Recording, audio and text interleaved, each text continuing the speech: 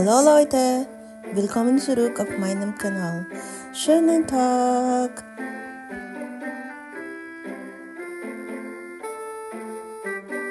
Wait lang. Ah. Niisip ko kasi gusto ko sana itanong sa'yo kung English, Deutsch, or... Kahit ano naman gusto wala mo. na, Oo. okay. Kasi yung ano mo, may Deutsch eh. Oo, kahit ano naman. Subtitle ka naman. Oo. Okay, sige. Yes. Ayan, hello, girl. Pakilala ka naman. Taga saan, ganyan. Hi, ako nga pala si Jessie, taga Quezon City sa Pilipinas, and dito sa Dresden nakatira sa Germany. Ayan, shout out po sa mga taga Quezon City. Ayan. Yes, tsaka sa mga taga Fervy dyan. Wow. Nurse Jessie, gaano ka nakatagal sa Germany nagwo-work? 3 years na nung October 4. Maka 3 years lang. Yan, 3 years. Pares tayo, 3 years. Ayan. May full-time job ka ba dito sa Germany? Yes, nung nagpunta ko dito, full-time job agad as a nurse. As a nurse, ayan. Ang topic natin, mini job. Ang question, do you have mini job? Yes, meron. Madami na rin ako napagdaan ng mini job. Ayan, napakasipag mo naman. Anong reason mo? What is your reason? Bakit ka nag-mini job? Yung reason ko, unang-una, kasi kailangan ko ng fund dahil kailangan ko kagad dalhin yung anak ko dito sa Germany. So, pag kasi dadalhin mo yung family mo dito, kailangan may sarili ka ng bahay, tapos meron siyang sariling kwarto, tapos syempre yung pamasahin niya papunta dito, tsaka yung sa visa. So yun, kailangan talaga ng fund. Tapos of course, yung deposit mo sa bago mong bahay, tapos kasi kailangan mo ipakita mo na may fund ka pag kinuha mo yung family mo. Tama. Ayan. So, di ba may full-time job ka as a nurse, yung sa Arbeitgeber mo, sa employer mo. Yes. So, may kontrata doon. Sa mini job mo, meron ka rin bang kontrata? Yes, meron ding kontrata sa mini job. Tapos, kailangan mong inform yung help job. Sorry, nakalimutan ko na yung tawag. Yung full-time job mo, kailangan mong magpaalam sa kanila or sabihin na magmi-mini job ka. Dapat inform sila. Yes, kasi dapat hindi maapektuhan yung talagang yung totoo mong trabaho dun sa mini job mo. Tama. Ayan. Pwede bang malaman magkano yung sahod mo sa mini job, tapos ilang oras ka nagwo-work doon, ilang beses ka ba pumapasok per month, ganyan? Yung maximum sa mini job is 556. 556? Yes, for this year, yun yung bago. Pero, syempre, depende yon sa kung ano yung mini job mo. Pwede siyang maging 16 euro per hour. Pinakamababa is 12 euro per hour. Ano yun, di ba? Tawag ito, tax-free.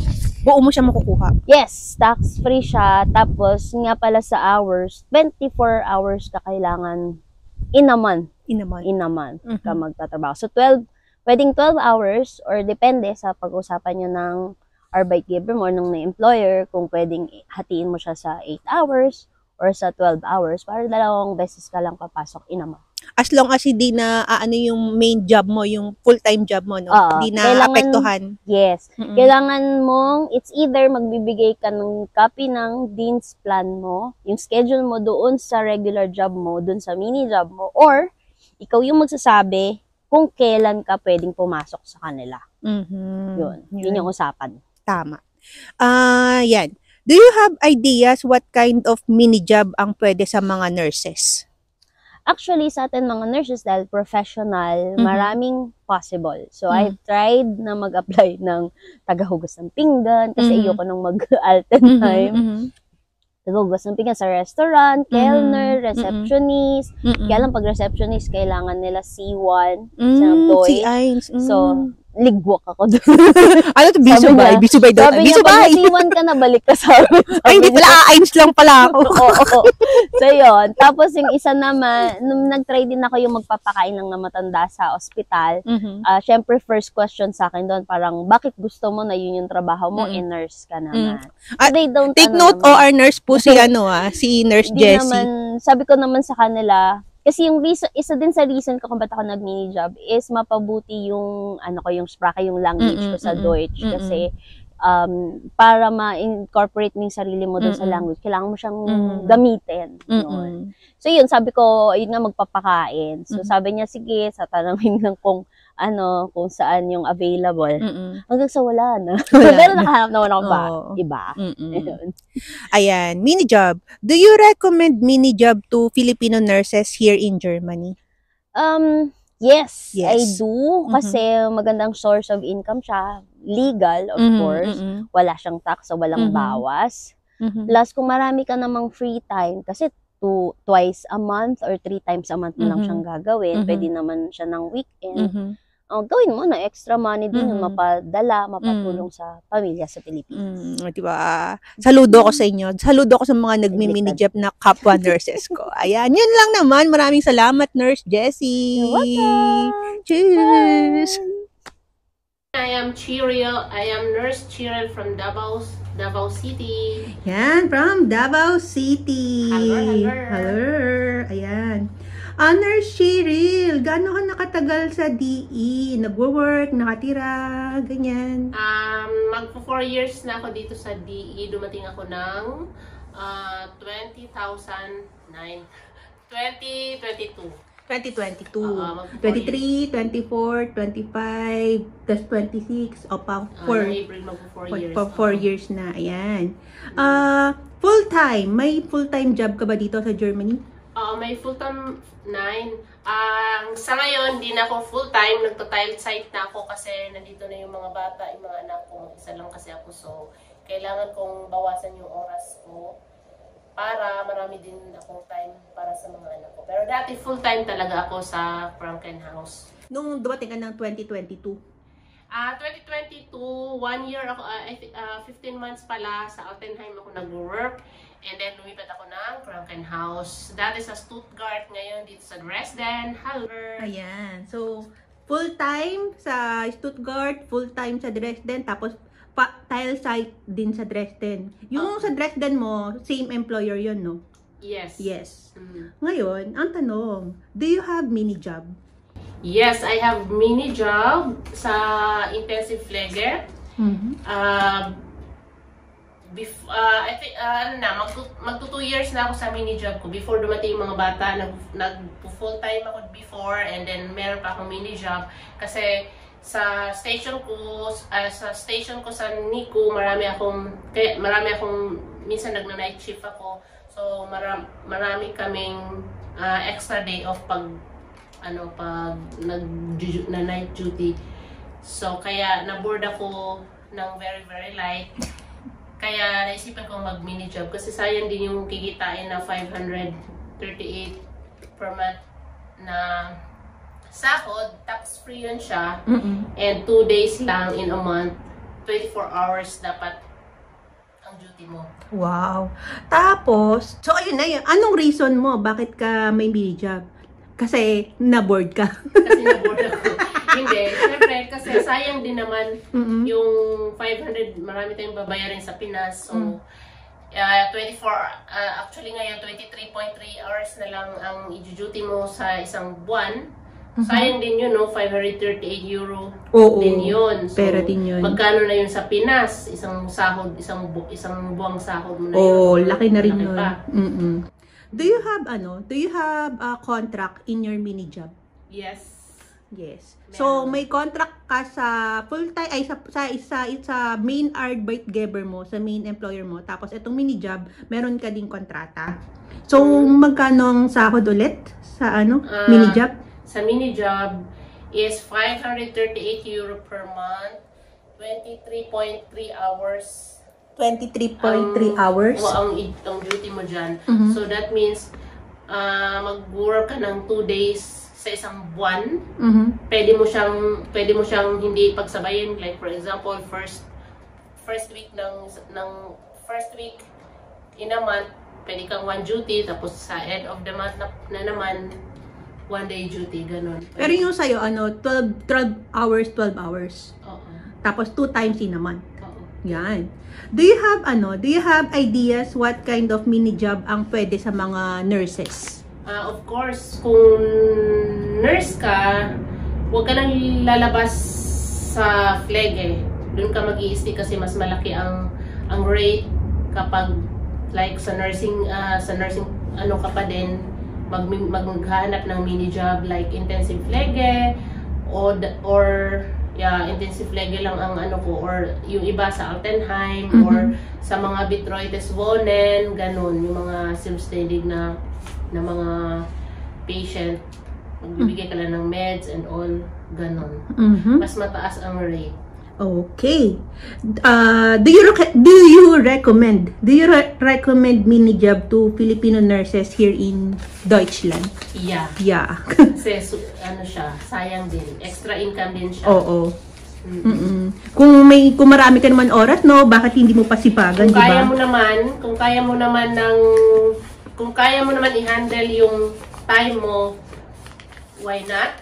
Basta hindi lang mako-compromise yung main job mo. Kasi mayroon kang kontrata doon na dapat hindi mo maano yung main job mo. Hindi mapabayaan. Compromise, di ba? Basta kaya mong i-handle, go. Alam mo naman, mga Pilipino, masisipag. Yun lang. Maraming salamat, Nurse Cheryl. Cheers! Cheers! Ayan, guten Tag. Sir, pakilala ka naman. Tapos taga saan ka? Then shoutout mo na rin ang mga friends out there. Hello, I'm Nurse Bon for short. I hail from Quezon City, specific in Cubao area. Gusto ko lang i-shoutout yung mga friends and family and relatives ko sa Cubao, and then mga kamag-anak ko rin sa Romblon. Ayan, shoutout po sa mga taga Cubao and Romblon. Sir Bon, gaano ka nakatagal sa Germany nag-work? I've been here for almost like more than 3 years na rin. Ayan, more than 3 years. Sa 3 years na yan, full-time job? Yes? Yes, full-time job. Ayan. Actually, same po kami ng employer ni Sir Bon. Ayan. At aside from your full-time job, meron ka bang mini job right now? In the moment, no, kakasimula ko lang din sa mini job. Yes, meron akong mini job. I just started 2 months ago. Yan, 2 months ago. Ano naman reason mo, sir? Bakit ka nag-mini job? First of all, syempre, I don't want to be sarcastic. Syempre, kailangan natin ng pera. Pero Number one, pera, syempre. Pero one of the factors or reason kaya gusto ko mag-mini job is because syempre, I want to improve my language. Kasi honestly speaking, sa operating room kasi wala talaga masyadong communication dahil syempre doon, you just have to know the instruments, yung mga materials, and then pag kailangan nila, you just have to give it to them. Then hanggang doon lang. So, I would say na sobrang limit lang yung communication ko sa loob ng operating room. Actually, humble lang po si Sir Bonnie. Maano po yan? Magaling po yan mag-German language. Humble lang po yan. Ayan. Aside, ayan na, reason mo to improve your language, German language, tapos yung pera. And, ang question ko, do you have contract in your mini job? Kasi sa first employer mo, sa full-time job mo, for sure, may kontrata. Diyan sa mini job mo, meron ka rin bang kontrata? Syempre, may kontrata kasi dito sa Germany, kailangan lahat legal. Even before ako mag-apply, I already inform my OR manager na mag-a-apply ako ng mini job. And they told me na it's okay naman as long na sila yung priority ko. Oo, parang hindi ka naman basta-basta kukuha ng mini job nang hindi inform yung yung employer mo talaga, yung Arbeitgeber mo sa full-time job kasi bawal yata yung ma-compromise yung mga duty nyo. Kung yung duty mo sa sa full-time mo, dapat hindi maapektuhan yung sa mini job. Yung priority pa rin yung full-time job. Ayan. Sir, magkano naman po ang sahod nyo sa mini job? Ilang oras kayo nag-work? Ilang beses? Sa isang buwan? Mga ganyan?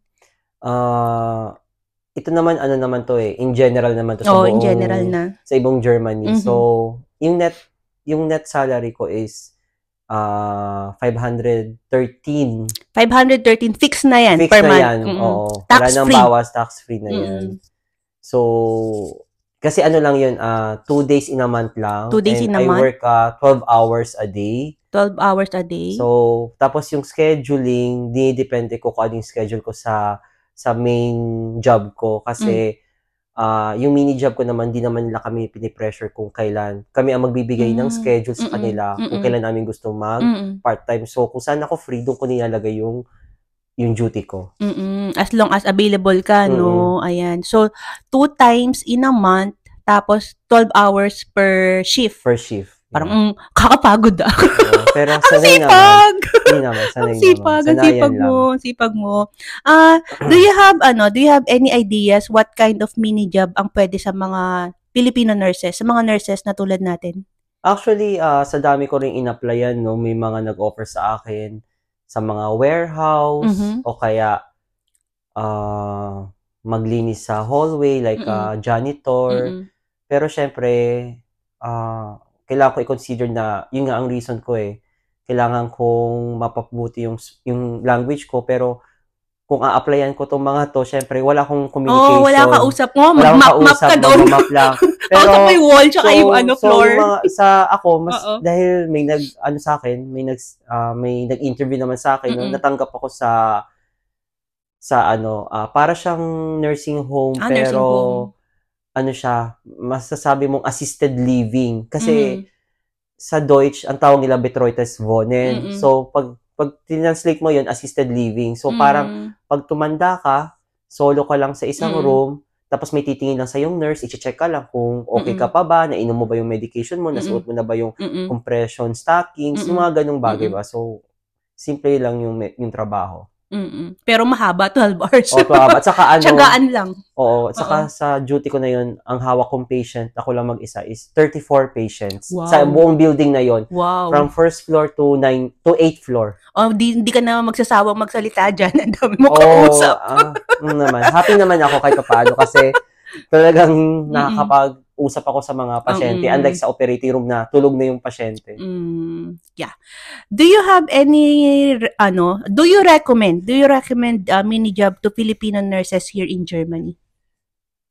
Oo naman. There's no problem naman if you're going to do some mini job. Lalo na pag kailangan mo ng extra income or if you feel na marami kang oras at naboboard ka sa flat mo, no? Kasi dito nga, kahit paano yung sa may work-life balance, kumbaga, hindi kami tinotoxic ng mismong employer namin doon sa main job ko. So, kaya ako naisingit itong mini job kasi may time ako.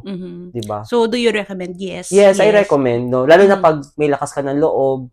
Kasi honestly, ayoko sana kasi I never have experience sa station o kaya sa ganyang area, pero nilakas ako lang yung loob ko kasi sabi ko talaga, kung gusto ko mas makatulong pa sa mga kasama ko sa operating room, kailangan mas mapabuti ko pa yung language ko. Ayan. So, ayun lang naman. Maraming salamat sa iyong time. Yan. Cheers. Danke. Please like and subscribe. Danke. That's all. Thanks for watching. Tschüss.